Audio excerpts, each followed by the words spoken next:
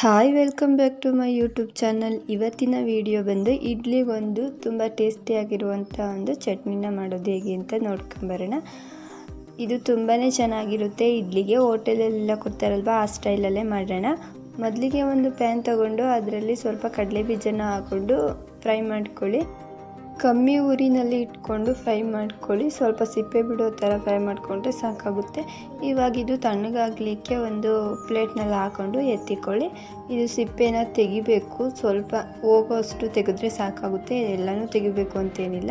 ಅದೇ ಪ್ಯಾನ್ಗೆ 2 table spoon ಆಗೋಷ್ಟು ಎಣ್ಣೆನ ಹಾಕ್ಕೊಂಡು ಮೆಣಸಿನ್ಕಾಯಿ, ಸ್ವಲ್ಪ ಬೆಳ್ಳುಳ್ಳಿ, ಜೀರಿಗೆ ಎಲ್ಲವನ್ನು, ಸ್ವಲ್ಪ ಕರ್ಬೇವಿನ ಸೊಪ್ಪು ಇವೆಲ್ಲನೂ ಹಾಕ್ಕೊಂಡು ಒಂದು ಸ್ವಲ್ಪ ಹೊತ್ತು ಕಮ್ಮಿ ಉರಿನಲ್ಲಿ ಇಟ್ಕೊಂಡು ಫ್ರೈ ಮಾಡ್ಕೋಬೇಕಾಗುತ್ತೆ. ಮೆಣಸಿನ್ಕಾಯಿ ನೀವು ಎಷ್ಟು ಖಾರ ತಿಂತೀರಾ ಅದ್ರ ಮೇಲೆ ಡಿಪೆಂಡ್ ಮಾಡಿಕೊಂಡು ಮೆಣಸಿನ್ಕಾಯಿನ ಹಾಕ್ಕೊಳ್ಳಿ. ನಾನಿಲ್ಲಿ ಒಂದು 6 ಮೆಣಸಿನ್ಕಾಯಿನ ಹಾಕ್ಕೊಂಡಿದ್ದೀನಿ. ಇದು ಸ್ವಲ್ಪ ಖಾರ ಇತ್ತು, ಸೊ ಹಂಗಾಗಿ 6 ಹಾಕ್ಕೊಂಡಿದ್ದೀನಿ. ನಾನಲ್ಲಿ ಒಂದು 6 ಜನಕ್ಕಾಗುವಷ್ಟು ಚಟ್ನಿನ ಮಾಡ್ತಾಯಿದ್ದೀನಿ ಇಡ್ಲಿಗೆ.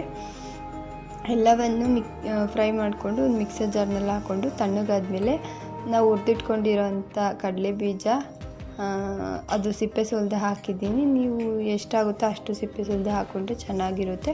ಹಾಗೆ ಸ್ವಲ್ಪ ತೆಂಗಿನಕಾಯಿ, ಹೋಟೆಲಲ್ಲೆಲ್ಲ ತೆಂಗಿನಕಾಯಿನ ಯೂಸ್ ಮಾಡಲ್ಲ ಅಷ್ಟಾಗಿ, ಒಬ್ಬೊಬ್ಬರಷ್ಟೇ ಯೂಸ್ ಮಾಡೋದು. ನಾನಿಲ್ಲಿ ಯೂಸ್ ಮಾಡಿದ್ದೀನಿ, ನೀವು ಬೇಕಂದರೆ ಹಾಕ್ಕೊಳ್ಳಿ, ಬೇಡ ಅಂದರೆ ಸ್ಕಿಪ್ ಮಾಡಿ. ಸ್ವಲ್ಪ ಹುರ್ಗಡ್ಲೆನ ಹಾಕ್ಕೊಂಡು ರುಚಿಗೆ ಎಷ್ಟು ಬೇಕೋ ಅಷ್ಟು ಉಪ್ಪನ್ನು ಸೇರಿಸ್ಕೊಳ್ಳಿ.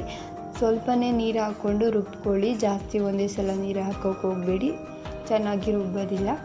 ಸೊ ನಾನೀಗ ಸ್ವಲ್ಪ ನೀರು ಹಾಕ್ಕೊಂಡು ರುಬ್ಬಿ ಮತ್ತೆ ಹೇಗಿದೆ ಅಂತ ತೋರಿಸ್ತೀನಿ. ಈಗ ಈ ಟೈಪಲ್ಲಿ ಆಗಿದೆ. ಮತ್ತೆ ಸ್ವಲ್ಪ ನೀರು ಹಾಕ್ಕೊಂಡು ರುಬ್ಕೊಳ್ಳಿ. ಯಾವುದೇ ಚಟ್ನಿ ಮಾಡಬೇಕಾದ್ರೂ ಇದೇ ಥರನೇ ಮಾಡಿ, ಒಂದೇ ಸಲ ಜಾಸ್ತಿ ನೀರು ಹಾಕಿದ್ರೆ ಚೆನ್ನಾಗಿ ರುಬ್ಬೋದಿಲ್ಲ.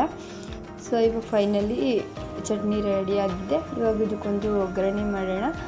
ಅದೇ ಪ್ಯಾನ್ ಇಟ್ಕೊಂಡು ಒಂದು 2 ಟೇಬಲ್ ಸ್ಪೂನ್ ಆಗೋಷ್ಟು ಎಣ್ಣೆನ ಹಾಕ್ಕೊಳ್ಳಿ. ನಿಮ್ಗೆ ಯಾವ ಕನ್ಸಿಸ್ಟೆನ್ಸಿ ಬೇಕೋ ಆ ಕನ್ಸಿಸ್ಟೆನ್ಸಿಗೆ ಮಾಡ್ಕೊಳ್ಳಿ.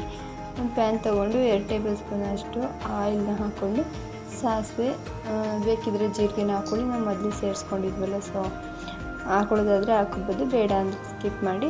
ಅದಕ್ಕೆ ಸ್ವಲ್ಪ ಕರ್ಬೇವಿನ ಸೊಪ್ಪು, ಸ್ವಲ್ಪ ಇಂಗು ಹಾಕೋದಾದರೆ ಹಾಕಿದರೆ ಚೆನ್ನಾಗಿರುತ್ತೆ ಅಂತ ಹಾಕ್ತೀನಿ. ಜಾಸ್ತಿ ಹಿಂಗೆ ಯೂಸ್ ಮಾಡಲ್ಲ, ವಿಡಿಯೋ ಮಾಡ್ತಿದ್ದೆ ಅಂತ ಯೂಸ್ ಮಾಡಿದ್ದೀನಿ. ಸೊ ಹಿಂಗನ್ನ ಹಾಕ್ಕೊಳ್ಳಿ. ಇವಾಗ ಒಗ್ಗರಣೆ ರೆಡಿಯಾಗಿದೆ. ನಾವು ರುಬ್ಬಿಟ್ಕೊಂಡಿರೋ ಅಂಥ ಚಟ್ನಿನ ಹಾಕ್ಕೊಂಡ್ರೆ ಒಗ್ಗರಣೆ ಪೂರ್ತಿಯಾಗಿ ಮಿಕ್ಸ್ ಮಾಡ್ಕೊಳ್ಳಿ. ಇದನ್ನು ಫ್ಲೇಮ್ ಆಫ್ ಮಾಡಿಬಿಟ್ಟು ಮಿಕ್ಸ್ ಮಾಡ್ಕೊಳ್ಳಿ. ಫೈನಲಿ ಚಟ್ನಿ ರೆಡಿಯಾಗಿದೆ. ನೀವು ಇದನ್ನು ಹೋಟೆಲಲ್ಲೆಲ್ಲ ಕೊಡ್ತಾರಲ್ಲ, ಅದೇ ಥರ ಟೇಸ್ಟ್ ಬರೋ ಥರ ಮಾಡ್ಕೊಬೋದು ಈ ಸ್ಟೈಲಲ್ಲಿ ಮಾಡಿದ್ರೆ. ಈ ವಿಡಿಯೋ ನಿಮಗೆ ಇಷ್ಟ ಆಗಿದ್ದಲ್ಲಿ ಲೈಕ್ ಮಾಡಿ, ಶೇರ್ ಮಾಡಿ, ಹಾಗೆ ಕಮೆಂಟ್ ಮಾಡಿ. ನನ್ನ ಚಾನಲ್ಗೆ ಸಪೋರ್ಟ್ ಮಾಡಿ, ಸಬ್ಸ್ಕ್ರೈಬ್ ಮಾಡಿ. Thank you.